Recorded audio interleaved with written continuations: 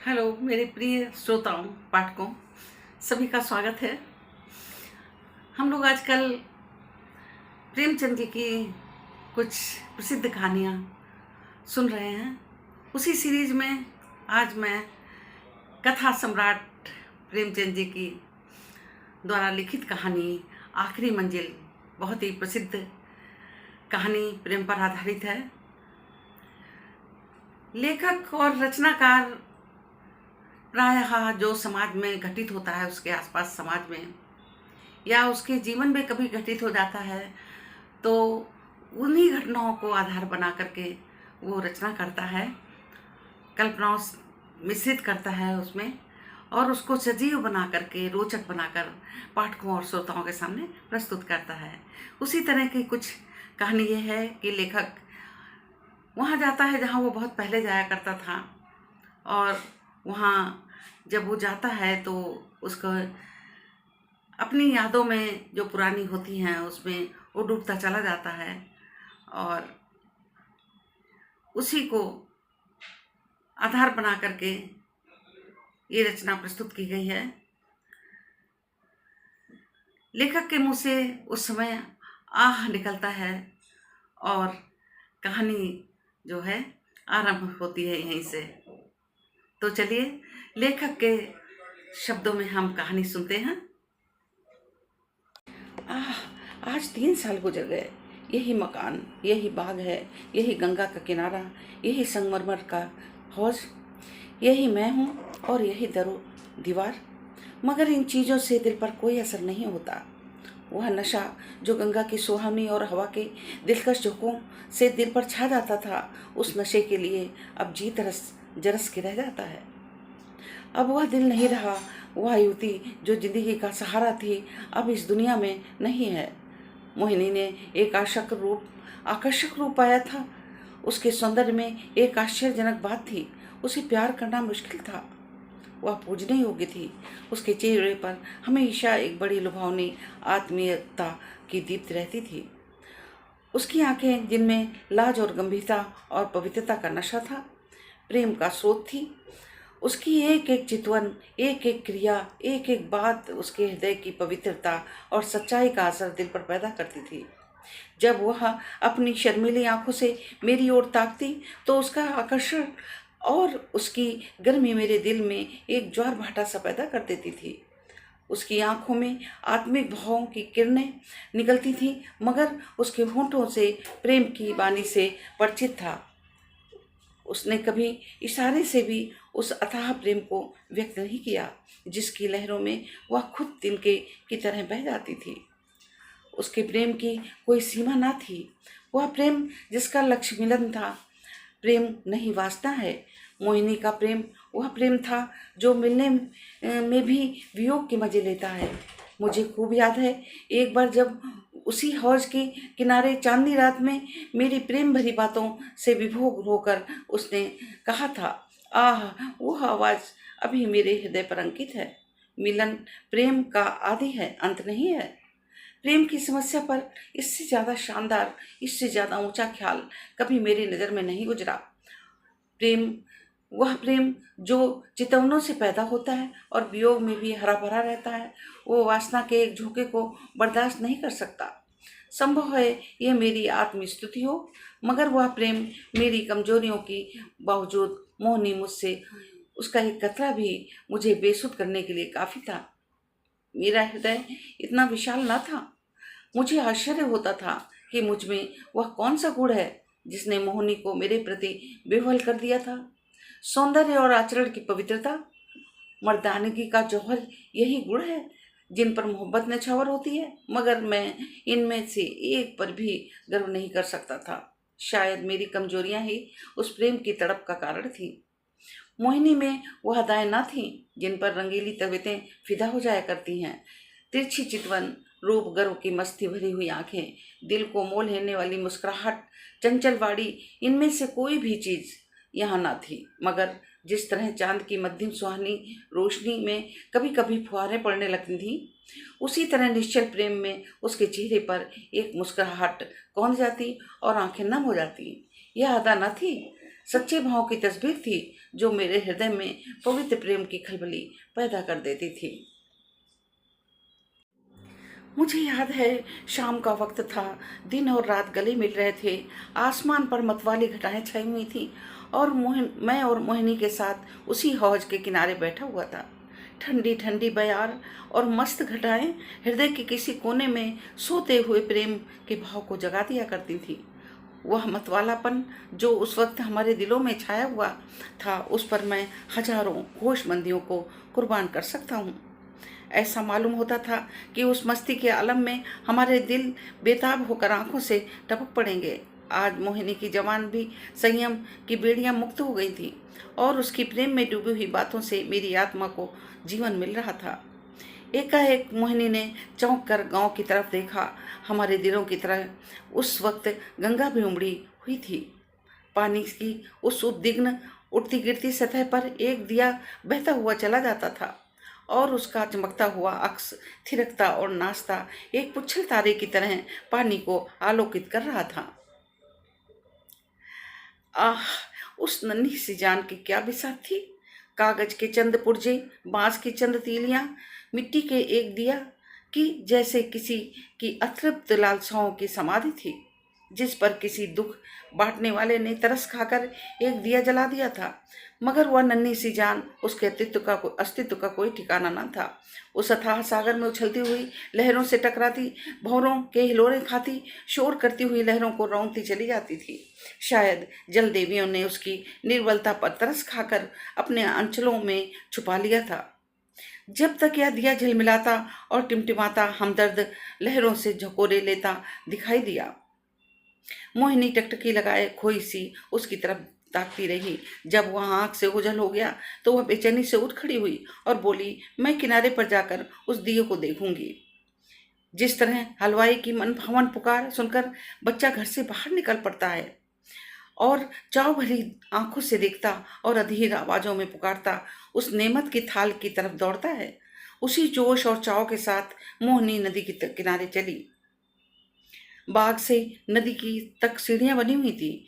हम दोनों तेजी के साथ नीचे उतरे और किनारे पहुंचते ही मोहिनी ने खुशी के मारे उछलकर जोर से कहा, अभी अभी अभी है, देखो वह निकल गया।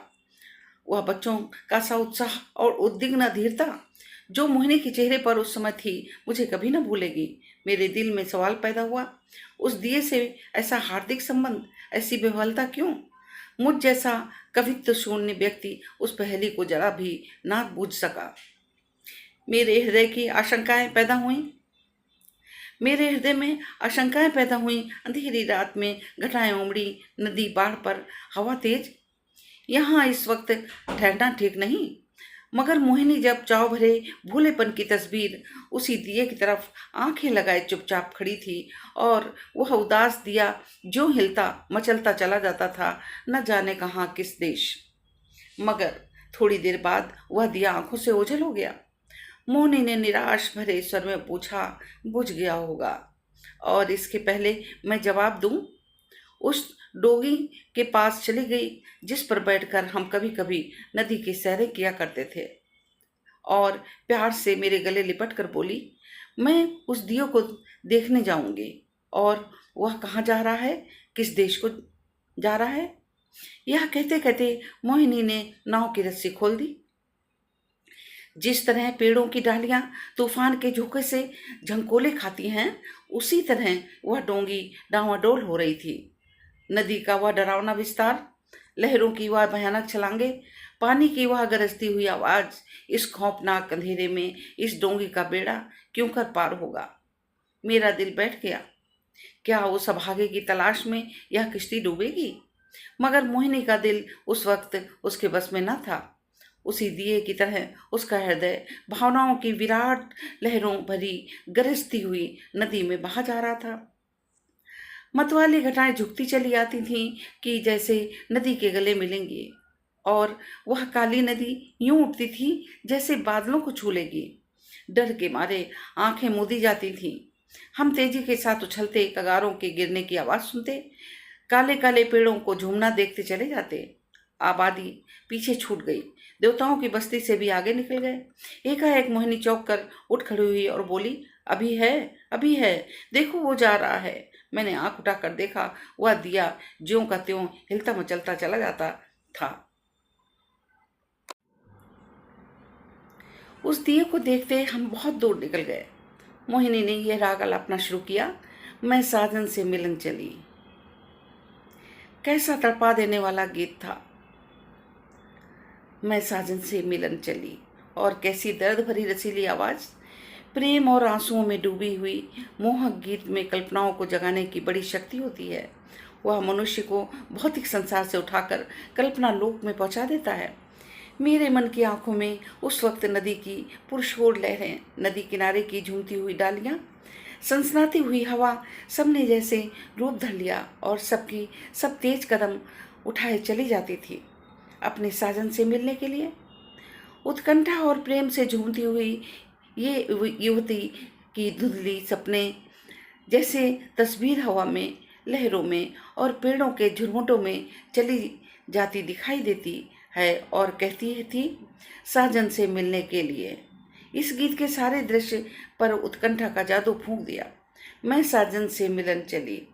साजन बसत कौन सी नगरी, मैं बोरी ना जानूं, ना मोहे आस मिलन की, उससे ऐसी प्रीत भली, मैं साजन से मिलन चली। मोहिनी खामोशी तो चारों तरफ सन्नाटा छा गया। उस सन्नाटे में एक बहुत मध्यम रसीला स्वप्निल स्वर क्षितिज के उस पार से, जो नदी के नीचे या हवा के झोंकों के साथ आता हुआ मन के कानों को सुनाई देता था। मैं साजन से मिलन चली। मैं इस गीत से इतना प्रभावित हुआ कि जरा देर के लिए मुझे ख्याल ही नहीं रहा कि कहाँ हूँ और कहाँ जा रहा हूँ। दिल और दिमाग में वही राग गूंज रहा था। अचानक मोहिनी ने कहा, उस दिए को देखो। मैंने दिए की तरफ देखा। उसकी रोशनी मंद हो गई थी और आयु की पूंजी खत्म हो चली थी। आखिर वह एक बार जरा भभका और बुझ गया। जिस तरह पानी की बूंद नदी में गिरकर गायब हो जाती है, उसी तरह अंधेरे के फैलाव में उस दिए की हस्ती गायब हो गई। मोहिनी ने धीमे से कहा, अब नहीं दिखाई देता, बुझ गया है। ये कहकर उसने ठंडी सांस ली। दर्द उमड़ आया, आंसुओं से गला रुंध गया। जवान से सिर्फ इतना निकला, क्या यही इसकी आखिरी मंजिल थी? आंखों से आंसू गिरने लगे। मेरी आंखों के सामने से पर्दा सा हट गया। मोहिनी की बेचैनी और उत्कंठा, अधीरता और उदासी का रहस्य समझ में आ गया, और बरबस मेरी आंखों से भी आंसू की चंद बूंदें टपक पड़ी। क्या उस शोर भरे खतरनाक तूफानी शहर की यही आखिरी मंजिल थी? दूसरे दिन मोहिनी उठी तो उसका चेहरा पीला था। उसे रात भर नींद नहीं आई थी। वह कवि स्वभाव की स्त्री थी। रात की इस घटना ने उसके दर्द भरे भावुक हृदय पर बहुत असर पैदा किया था। ऊंची हंसी उसके होंठों पर यूं ही बहुत कम आती थी। हाँ, चेहरा खिला रहता था। आज से वह मुखपन भी विदा हो गया। हर दम चेहरे पर एक उदासी सी छाई रहती, और बातें जिनसे हृदय छलनी होता था और रोना आता था। मैं उसके दिल को इन ख्यालों से दूर रखने के लिए कई बार हंसाने वाले किस्से लाया, मगर उसने उन्हें खोल कर भी न देखा। हाँ, जब मैं घर पर ना होता तो वह कवि रचनाएं देखा करती, मगर इसलिए नहीं कि उनके पढ़ने में कोई आनंद मिलता था, बल्कि इसलिए कि उसे रोने की ख्याल मिल जाता था। और वह कविताएं जो उस जमाने में उसने लिखी, दिल को पिघला देने वाली दर्द भरे गीत हैं। कौन ऐसा व्यक्ति है जो उन्हें पढ़कर अपने आंसू रोक लेगा? वह कभी कभी अपनी कविताएं मुझे सुनाती, और जब मैं दर्द में डूबकर उसकी प्रशंसा करता तो मुझे उसकी आंखों में आत्मा का उल्लास और नशा दिखाई पड़ता। हंसी, दिल्लगी और रंगीनी मुमकिन है कुछ लोगों के दिलों पर असर पैदा कर सके, मगर वह कौन सा दिल है जो दर्द के भावों से पिघल न जाएगा। एक रोज हम दोनों इसी बाग में सैर कर रहे थे। शाम का वक्त था और चैत का महीना। मोहिनी की तबीयत आज खुश थी। बहुत दिनों बाद आज उसके होठों पर मुस्कुराहट की झलक दिखाई दी थी। जब शाम हो गई, पूर्णमासी का चांद गंगा की गोद में निकलकर ऊपर उठा, तो हम इसी हौज के किनारे बैठ गए। यह मल सीढ़ियों की कतार और यह हौज मोहिनी की यादगार है। चांदनी में विसात आई और चौपड़ होने लगी। आज तबीयत की ताजगी ने उसके रूप को चमका दिया था और उसकी मोहक चपलताएं मुझे मतवाले किए देती थी। मैं कई बाजियों खेला और हर बार हारा। हारने में जो मज़ा है वो जीतने में कहाँ। हल्की सी मस्ती में जो मज़ा है वो छकने और मतवाला होने में नहीं। चांदनी खूब झटकी हुई थी। एकाएक मोहिनी ने गंगा की तरफ देखा, मुझसे बोली, वह उस पार कैसी रोशनी नजर आ रही है। मैंने भी निगाह दौड़ाई। चिता की आग जल रही थी, लेकिन मैंने टालकर कहा, झांसी खाना पका रहे हैं। मोहिनी को विश्वास नहीं हुआ। उसके चेहरे पर एक उदास मुस्कुराहट दिखाई दी और आंखें नम हो गईं। ऐसे दुख देने वाले दृश्य उसके भावुक और दर्दमंद दिल पर वही असर करते थे जो लू की लपट फूलों के साथ करती है। थोड़ी देर तक वह मौन निश्चल बैठी रही। एक शोक भरे स्वर में बोली, अपनी आखिरी मंजिल पर पहुंच गया है। इस प्रकार से कहानी समाप्त होती है। धन्यवाद।